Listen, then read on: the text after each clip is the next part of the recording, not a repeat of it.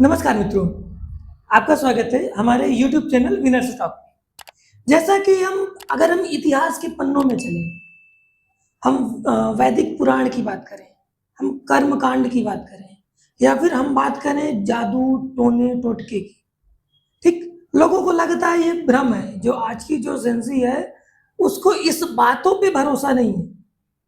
उसने जो सोचा वो सही है, इस सिद्धांत पे आज की यूथ चल रही है। तो उसी कड़ी में हम समझेंगे अथर्ववेद के बारे में, पुराणों के बारे में, अपनी संस्कृति के बारे में, जो हम अमूमन भूलना चाहते हैं। उसी कड़ी में हमारे बीच आए हैं डॉक्टर भास्कर मिश्रा, जो कि असिस्टेंट प्रोफेसर हैं उत्तराखंड में।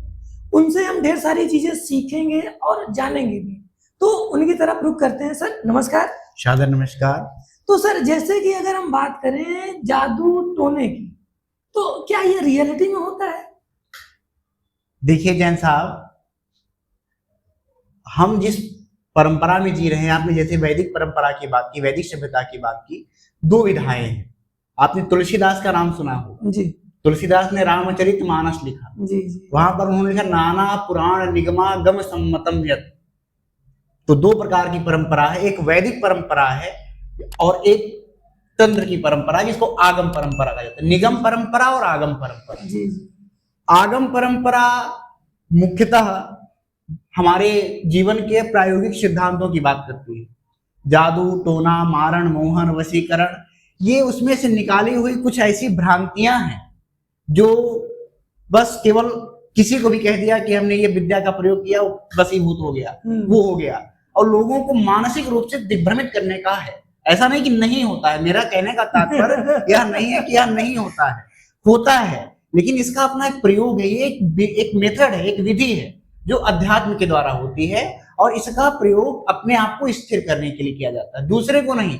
पहले आप स्वयं को वशीभूत कीजिए, तब दूसरा कोई वशीभूत होगा। जी जी। तो इस पे बहुत सारे लोगों ने परंपरा डाला। तो ये होता है, लेकिन अध्यात्म के लिए होता है, अपने आप को स्थिर करने के लिए होता है। और दूसरे को, जैसे वशीकरण क्या हुआ, अगर मैं आप बहुत अच्छा कुछ बोलने लगे, आजकल के बच्चे हैं मोबाइल के वशीभूत हो गए मोबाइल के वशीभूत, रील के शार्ट के वशीभूत हो गए। तो क्या ये वशीकरण हो गया? नहीं। वशीकरण का अर्थ होता है जो चीज हमें अच्छी लगी, जहां पर हमारा मन कुछ देर के लिए एकाग्र हो जा रहा है। तो ऐसी परंपराओं को कुछ लोगों ने विकृत कर दिया। हमारी वास्तविक परंपरा को विकृत किया गया है, बस इतनी सी बात है। कोई ऐसी चीज नहीं कि जो हर व्यक्ति नहीं कर, और इसकी भी अपनी विशेषज्ञता होती है। जो अथर्ववेद को जानेगा, जो अथर्ववेद हमारा ऐसा वेद है जो प्रायोगिक है, उसमें भी लोग कहते हैं अथर्ववेद भूत प्रेत की बात की गई है, जादू टोने की बात की गई, ऐसा कहीं कुछ नहीं। अथर्वभूत का अर्थ हमारे यहाँ जो भूत शब्द आता है, उसका अर्थ पदार्थ से होता है। जो हमारे सब्सटेंस है, जो पदार्थ है, उसका तात्पर्य उससे होता है। और न कि ऐसा होता है कि हम ये भूत वो वाला भूत जो हमको प्रेत पिशाच चुड़ैल ये सब हो गया, ऐसा नहीं होता है। इनकी अपनी एक शरीर की सत्ता है, सूक्ष्म शरीर है। जब तक हम उस चीज को नहीं पढ़ेंगे, नहीं समझेंगे, तब तक नहीं होगा। तो मोटी सी बात यह है कि ये आध्यात्मिक पक्ष है जिसको लोगों ने विकृत कर दिया है। बिल्कुल बिल्कुल। अभी थोड़ी देर पहले सर से बात हो रही थी, उस टाइम इन्होंने टॉप किया था AIPMT में, CPMT में। तो उस फील्ड को छोड़ के इस पे आने का विचार कहाँ से आया? मेरे बाबा जी पंडित देवदत्त शास्त्री जी थे, जो अध्यात्म विशेषज्ञ थे।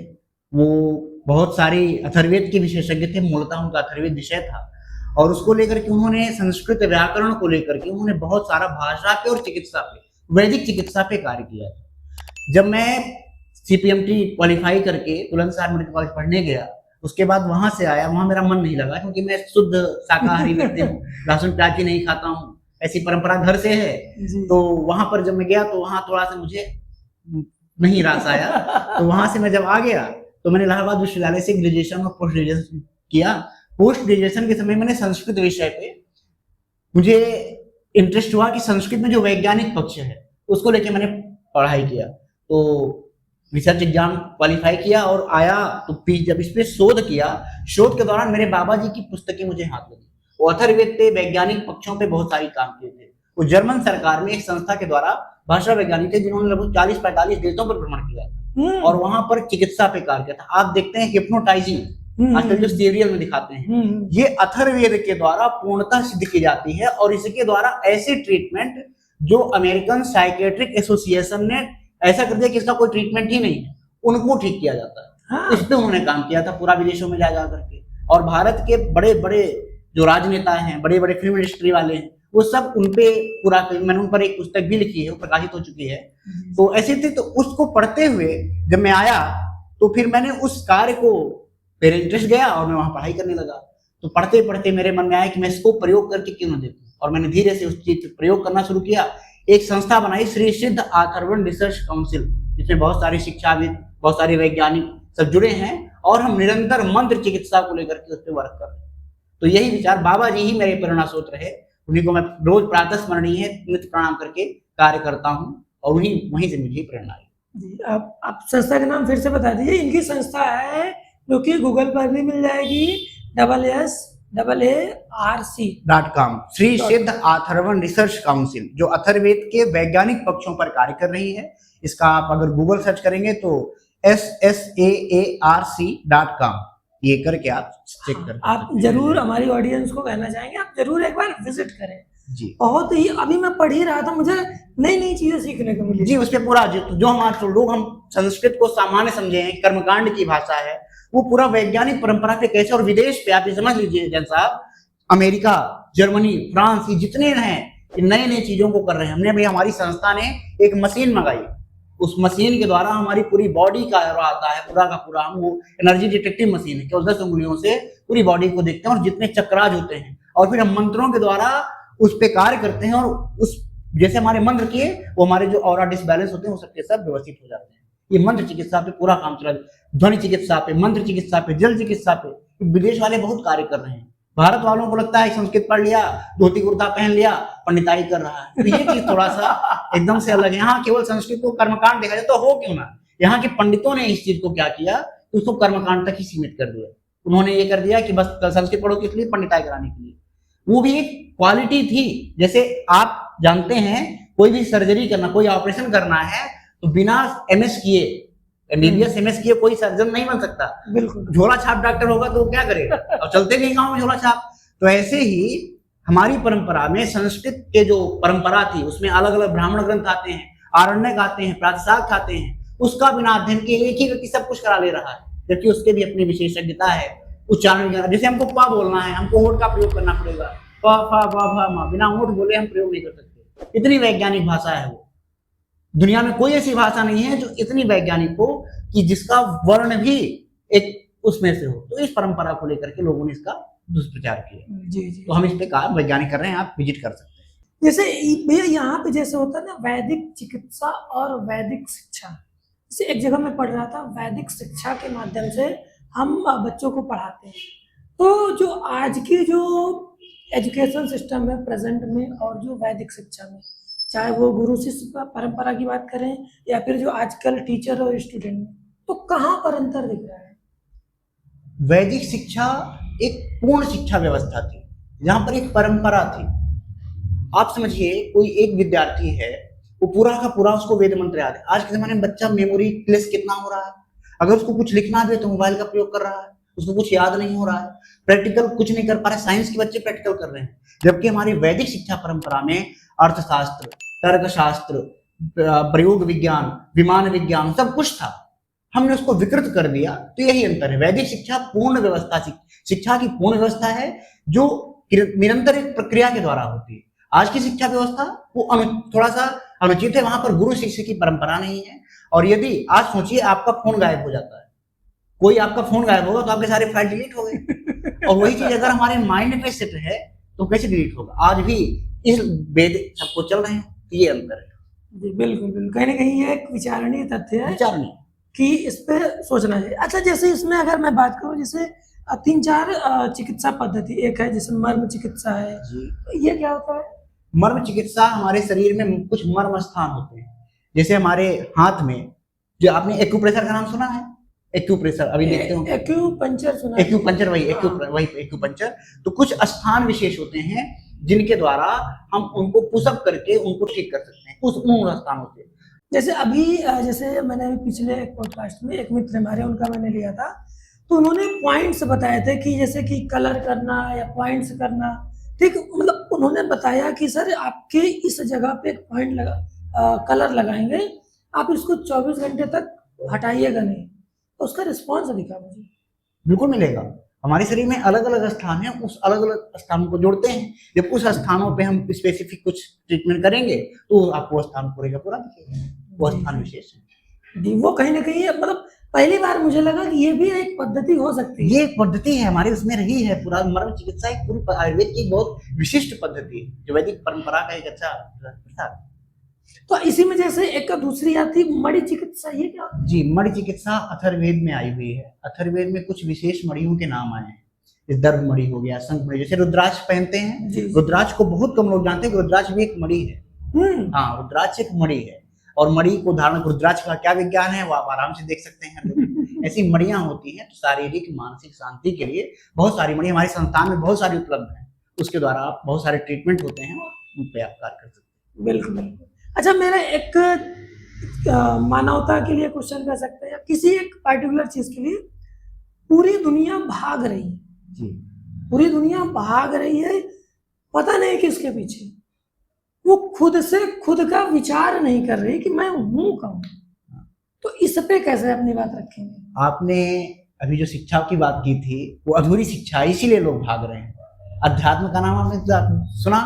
आध्यात्म, आत्म मतलब ये नहीं कोई आत्मा कुछ अलग सी चीज है, आत्म मतलब अपने आप की ओर जाना। हम भाग रहे हैं, सुबह उठते ही रोटी के लिए भाग रहे हैं, सुबह उठते ही इधर उधर भाग रहे हैं, हमको पता नहीं कि हमारा लक्ष्य क्या है। जब इस चीज को हम ये देखेंगे कि हम नो योर सेल्फ, आप स्वयं को जानो, जब अपने को जानोगे तो चीजें अपने आप व्यवस्थित हो जाए। कार्य करिए लेकिन त्याग रहित भावना से। जी बिल्कुल बिल्कुल, कहीं ना कहीं ये एक सच्चाई है। लोग द्वेष में, किसी के जलन में कुछ चीजें कर रहा है।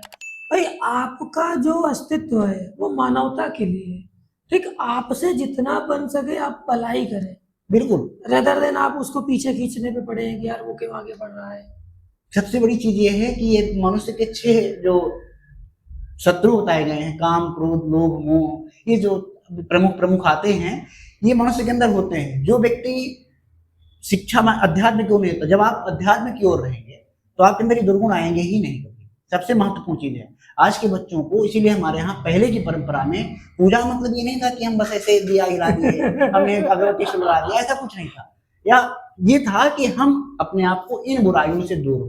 पहले की प्रेयर भी होती थी, आजकल तो प्रेयर स्कूलों में देख रहे हैं क्या चल रही है, उसका कोई मतलब नहीं है कौन सी चीज है। पहले वाह शक्ति हमें दो दयानिधि, कर्तव्य मार्ग पर डट जाओ, तो उसमें देखिए क्या भावना थी। वहां ये थी सर्वे भवन्तु सुखिनः सर्वे सन्तु निरामयाः, सभी का कल्याण माँ के। ये क्या थी वहां पर इस तरह की, जहाँ ऐसी बात आएगी वहां हमको ऐसी चीजें आएंगी नहीं। अब दुनिया जूझ रही है, कोई बड़े बड़े देश जूझ रहे हैं, तो क्या करेंगे? अमेरिका ईरान हो, चाहे वो यूक्रेन रूस, कोई भी बहुत चल रहा है, तो क्या ही करेंगे? यही है। जी जी बिल्कुल बिल्कुल, कहीं ना कहीं एक मार्मिक सत्य भी है कि आप खुद से आत्मसंतुष्ट हो जाए। हाँ, आप भागेंगे ही नहीं किसी चीज के प्रति। संतोषम परमम धनम, संस्कृत की शुक्ति है, वो कहता है संतोष ही परम धन। अब हम धन के पीछे हम ऐसी धन की तृषा ऐसी होती है जो कभी मिटती नहीं। आपके पास 2000 आया, आपको 2 लाख की आवश्यकता है, 2 लाख आया 2 करोड़ की आवश्यकता है, तो आप संतुष्ट नहीं हो सकते। और इस संतुष्टि का ये है, जैसे हम भोजन कर रहे हैं, आप देखिए ना, हम भोजन करते हैं, भोजन जैसे ही पूरा होता है हमारी भूख शांत हो जाती है। मनुष्य ये सोचना चाहिए कि उसकी आवश्यकता कितनी है, जितना हमको हमारे शरीर को आवश्यकता है, जितना हमारे मन को आवश्यकता है, जितनी बुद्धि की आवश्यकता है। लेकिन पता नहीं क्यों संग्रह के लिए इतना परेशान होते हैं, और संग्रह में ही अपनी जीवन का सुख हुआ। हर मनुष्य वर्तमान में नहीं जीता, भूत और भविष्य में जीता है। वर्तमान में जिएंगे तो आप सुखी रहेंगे, भविष्य और भूत में जिएंगे तो हमेशा असंतुष्ट रहेंगे। बिल्कुल बिल्कुल। तो जैसे अगर मैं बात करूं, ये जो धरती है ये महावीर की है, ये बुद्ध की है, ये ढेर सारे ऋषि मुनियों की है, तो जो आज का जो कल्चर है, जो द्वेष भावना है, इसको कैसे कम किया जा सकता है? एक बात तो ये समझ लीजिए, आपने महावीर का नाम लिया, बुद्ध का नाम लिया, और भी बहुत सारे रामकृष्ण रहे, बहुत सारे लोग रहे, ऐसा कोई काल नहीं रहा जहां ईर्ष्या न रही।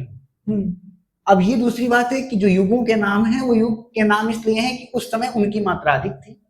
जैसे आज के समय में ये मात्रा ज्यादा है, आज के समय में लोग बहुत सारे लोग हैं, तो इस पे जो व्यक्ति हैं, उस समय का जो परिवेश था, आज का जो परिवेश है, दोनों अलग अलग। ये कम नहीं होगा। कम करने के लिए हम अपने आप को ठीक कर लें, बस दुनिया ठीक हो जाएगी, और कोई विकल्प नहीं। ये बढ़िया उत्तर है, सबसे बड़ा उत्तर है। हम दुनिया को नहीं ठीक, हम आपको नहीं ठीक कर सकते, क्योंकि आपकी अपनी बुद्धि विचार है। हाँ, गुरु के रूप में, यदि हम गुरु हैं, यदि हम किसी समाज में हैं, तो आपको कह बस सकते हैं, मार्गदर्शित कर सकते हैं, पर ठीक नहीं कर सकते। गुरु क्या होता है कि भी सा विद्या या विमुक्त है, विद्या वो है जो विमुक्त करे, लेकिन आजकल ये है कि कोई सुनता नहीं। तो आप अपने आप को ठीक करिए, दुनिया ठीक हो जाएगी, मेरा ये मानना। बिल्कुल बिल्कुल, आप अपने पे सुधार करें, पुरानी चीजों से सीखते चले, बखूबी एक अच्छा चीजें हर चीज, भगवत गीता कहती गता सुन से नाम सोचंती पंडिता, जो गया उस पर मत परेशान हो। तो कुल मिलाकर के चीजें ये है कि जो हो जाए उस पर हमको सीख लेनी चाहिए कि ये हमसे गलत हुआ उस पर, और उसी गलती से हम धीरे धीरे सीखते रहेंगे तो आगे हम आगे को जाए। बिल्कुल बिल्कुल, कहीं ना कहीं ये सच्चाई भी है, एक सोचने का विषय भी है। बिल्कुल वही चीज है, ये मनुष्य इसी पे चिंतन करना चाहिए। मनुष्य चिंतन नहीं करता, बस केवल सुनता है, उड़ा देता है। बच्चों को क्लास में देखिए, आजकल बच्चे पढ़ लिख नहीं रहे हैं, सुनना नहीं चाहते। सुनना, श्रोतव्य सुनिए, मंतव्य उसका मनन कीजिए, तब जाकर के आप उसका चिंतन कर पाएंगे, अन्यथा संभव। अच्छा, जो आज का जो जनजी हमारी है वो रिस्पेक्ट नहीं करती, तो इस पे क्या कल्चर की बात करें, जो वेस्टर्न कल्चर आपने जितनी बातें, जितने क्वेश्चन कर रहे हैं, वो एक क्वेश्चन आपने वैदिक शिक्षा बोला था, उसी पे था। अगर वैदिक शिक्षा में क्या थे? संस्कार, षोडश संस्कार थे, उन संस्कारों का हनन हो रहा है। अभिवादन का मतलब ही नहीं जानते हैं, ना कोई गुरु। आज का जो स्कूल है वो कोई ऐसी शिक्षा देता है, उसके लिए संस्कार का मतलब बेकार है। संस्कार व्यक्ति को बढ़ाता है। अभिवादन न करना, सम्मान न करना, रिस्पेक्ट लेस होना, ये हमारी जनता को ऐसा बना, हमारे लोगों को ऐसा बना दिया गया है कि वो शिक्षा का भाव, शिक्षा वो जो सर्वांगीण विकास करे, ना कि किसी पक्ष विशेष को। आप बहुत किताबी कीड़ा बन गए वो आजकल तो शिक्षा का मतलब है कि सिलेबस कंप्लीट करो, बस कर लो, बस हो गया उतना। केवल उसके लिए वो भी सिलेबस केवल रट लो, रट्टू तोता जैसे रट लो, उसका चिंतन नहीं मत करो, और उतना एक छोटा सा चीजें बस रटो, उसके आगे निकल जाओ।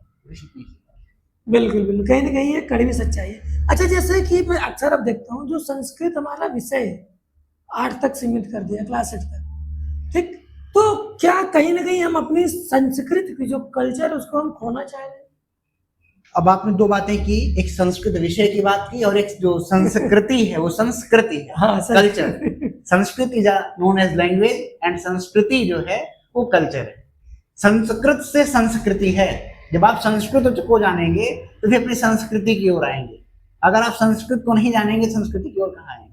पहले बच्चा होता था, जब बड़ा होता था, सुबह उठता था, प्रणाम करता था, नहाता धोता था, सब चीज करता था। आजकल उठते ही हैं, जाते ही बेटी चाहिए सबको, तो वो विकार उत्पन्न कर रहे हैं, वो चीजों को कर रहे हैं। तो संस्कृति का नाम, अब संस्कृत जो है वो हमें सिखाता है कि कैसे आप अभी इतने यंग हैं, ऐसा आपने संस्कृत देखा होगा, कक्षा 6, 7, 8 में पढ़ा होगा, उसमें छोटे छोटे सुभाषित आते थे। सुभाषित आते थे कि क्या करना चाहिए। अभिवादन शीलस नित्यम वृद्धोपसेविना चत्वारितश्च वर्धन्ते, ये आयुर्विद्या यशो बलम, आयु कैसे बढ़ती है, विद्या कैसे बढ़ती है, यश कैसे बढ़ता है, बल। और ये हमारी संस्कृति को पुष्ट करते हैं। मिलना, पाश्चात्य की आपने बात की, पाश्चात्य में भोग है, हमारे यहाँ भोग नहीं है, हमारे यहाँ सबका योग है, सब कोई मिल करके कार्य करें, ये है। तो पाश्चात्य, जो पाश्चात्य का प्रभाव, उसको हम दोषी क्यों माने? हम अपने आप को दोषी माने?